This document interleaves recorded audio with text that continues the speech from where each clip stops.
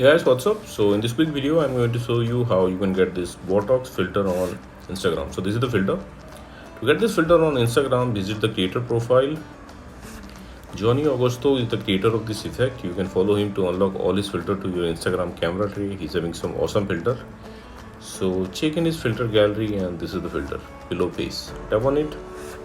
Okay, and you will see this preview. From here you can save it to your Instagram camera tray and you can tap on try to try the filter. Okay, and suppose you are not getting the effect like this, then what you can do, visit this website. Link to this website I'll give in the description box below. So here in this website you will see link to the filters. Just tap on the link and open it with Instagram. Okay, and likewise also you can get this effect on Instagram. So that's it guys, thanks for watching the video. See you in the next video.